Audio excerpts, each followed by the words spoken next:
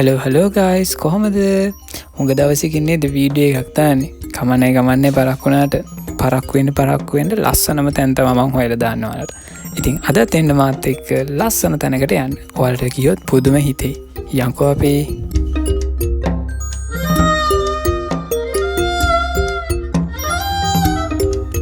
මේ දවස්වල අවුරුදු නිසා නුවර ටවුන් එක ටිකක් මිනිසුන්ගෙන් පිරීලා. ඉතින් මම හිතුවාද ඔයාලව නුවරින් එළියට එක්කන් යන්න. ඉතින් ගයිස් අද මම යන්නේ කොහෙද කියලා බලාගෙන ඉන්න.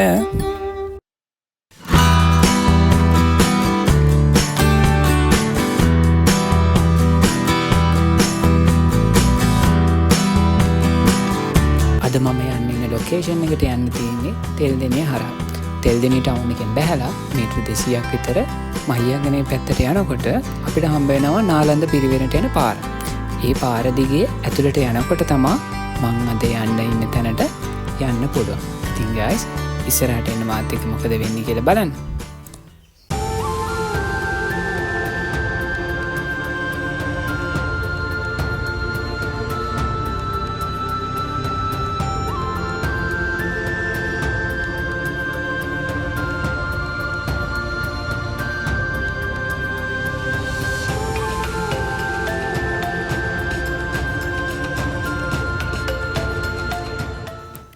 එක්දස් 980 කාලයේ මහවැලිගඟ හරස් කරලා දැනට ලංකාවේ තියෙන විශාලම ඒ වගේම වැදගත්ම ජලාශයක් වන වික්ටෝරියා ඩෑම් එක ඉදි වුණා. ඉතින් ඒ ඉදි වුණ කාලේ තමා මේ පරණ තෙල්දෙනිය සම්පූර්ණයෙන්ම ජලයෙන් යට වුණේ.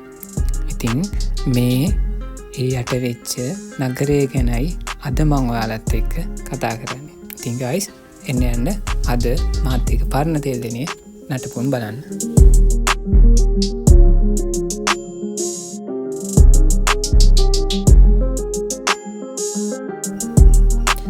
ගයිස් මේ තියෙන්නේ පරණ තෙල්දෙනියට යන්න තිබ්බ පාර. ඇත්තටම කිව්වොත් එහෙම බොරළු පාරක් තමයි තියෙන්නේ. දැන් නම් ටිකක් නාය ගිහිලා නිසා මේ හරිය කැඩිලා. හැබැයි තාමත් අවුරුදු 55ක් වතුරෙන් යට වෙලා තිබ්බත් මේ පාරවල් ඒ ප්‍රමිතියට නැතත් සාමාන්‍ය තත්ත්වයක පවතිනවා.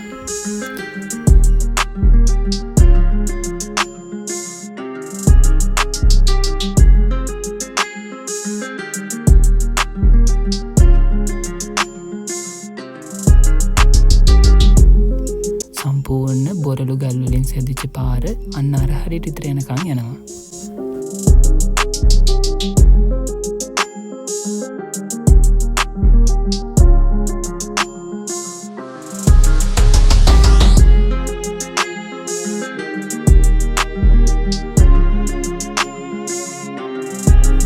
මම මේට කලින් නම් ඇවිත් තියෙනවා එක පාරක් බලන්න. එතකොට නම් ඇත්තටම බලාගන්න තිබ්බා අපිට පරණ පාලම තිබ්බා. ඊට පස්සේ පන්සල තිබ්බා, ඉස්කෝලේ තිබ්බා, ඒ වගේම ෆිල්ම් හෝල් එකක් තිබ්බා. ඒ වගේම එයාලගේ වතුර ටැංකිය තිබ්බා. ඒ වගේ ගොඩක් දේවල් තිබ්බා. හැබැයි ඒවත් ගරා වැටලා තමයි තිබ්බේ. හැබැයි බලාගත්තා. දැන් නම් වතුර ටිකක් පිරීලා තියෙන්නේ. ඒ වුණාට බලාගන්න පුළුවන් වේද දන්නේ නැහැ. කමන්නේ. අපි ඉස්සරහට ගිහලා බලමුකෝ.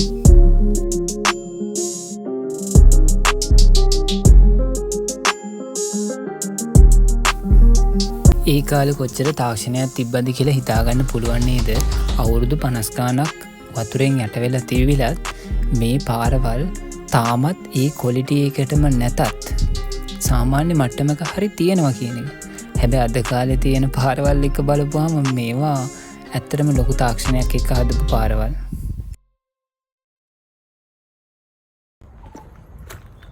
ටිකක් අවුවයි, ටිකක් නේ හොඳටම අවුවයි. හැබැයි පාලම එන්නේ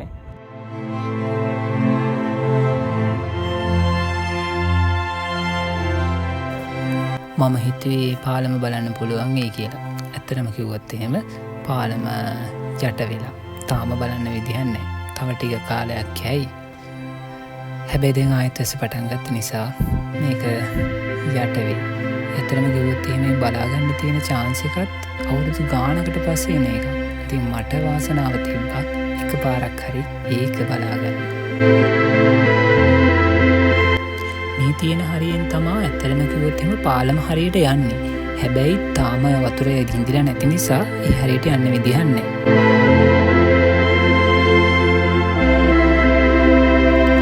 ගයිස් විශ්වාස කරනවද අපි අන්න අතන ඉඳලා තමයි ආවේ. ඒ දිගට මේ පැත්තට තමයි අපි ආවේ.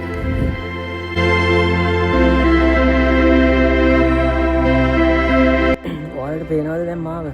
දැන් මම මේ හිටියට මගේ මේ පිටිපස්සෙන් තියෙන මේ ගානට වතුර පිරෙනවා. එතකොට දැන් මම ඉන්නේ මේ ගාන. එතකොට මට වැඩිය උඩ වතුර පිරෙනවා. අර හරියට විතර එනකම් වතුර පිරෙනවා. ඒ හරියට එනකම් වතුර පිරෙනවා කියන්නේ කොහොමත් ඇත්තටම තව මේක යට වෙන්න පුළුවන්.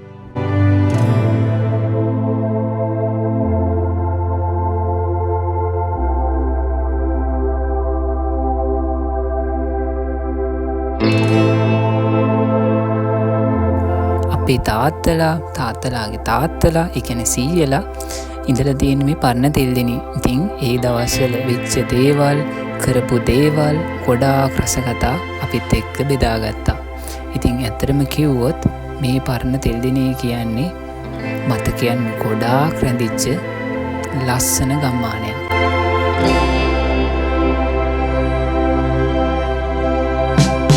පරණ තෙල්දෙනේම බලන්න යන්න ඕනේ නැහැ. ඇත්තටම කිව්වොත් එහෙම කැම්පින් කරන්න නියම ස්පොට් එක.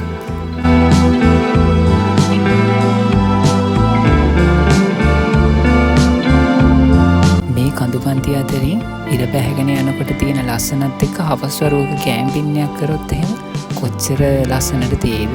ඉතින් ඔයාලත් එන්න කැම්පින් එකක් කරලා යන්න හරි.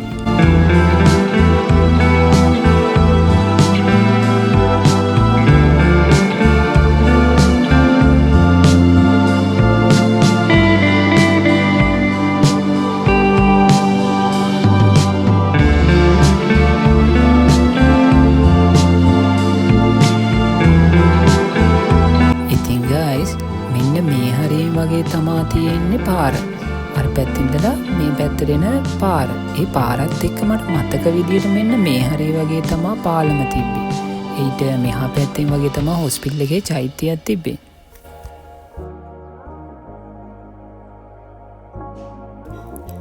ගයිස් මෙන්න මේ පැත්තට තමා මහියංගනයට යන පාර තිබිලා තියෙන තෙල්දෙනියේ ඉඳලා. මෙන්න මේ ලයින් එකට. එතකොට නුවර ඉඳලා තෙල්දෙනියට ඇවිල්ලා තියෙන මාර්ගයේ තිබිලා තියෙන්නේ මෙන්න මේ පැත්තේ. මෙන්න මේ ලයින් එකේ තමයි නුවර ඉඳලා තෙල්දෙනියට ඇවිල්ලා තියෙන මාර්ගයේ තිබිලා තියෙන්නේ. මං හිතනවා මගේ වීඩියෝ එකේ අන්තිම වෙනකන් ඔයාලා මේ ගමන මාත් එක්ක ආවා කියලා. ඉතින් ගයිස් මේ තියෙන ලස්සන ඔයාලගේ ඇස් දෙකෙන්ම දකින්න තිබ්බනම් තමයි වටින්නේ. මේ කැමරා කාචයට මෙහෙම ලස්සනට වැටුණා නම් මගේ ඇස් දෙකට ඒ ලස්සන කොහොමද දැක්කේ කියලා ඔයාලට කියන්න තේරෙන්නේ නැහැ. ඉතින් ගයිස් අදට මම වීඩියෝ එකෙන් යන්න. ඊළඟ වීඩියෝ එකෙන් එනකන් මගේ වීඩියෝස් මගේ channel එක like කරලා subscribe කරලා තියාගන්න. ඉතින් ගයිස් ඉස්සරහට මොකද වෙන්නේ කියලා බලාගෙන ඉන්න.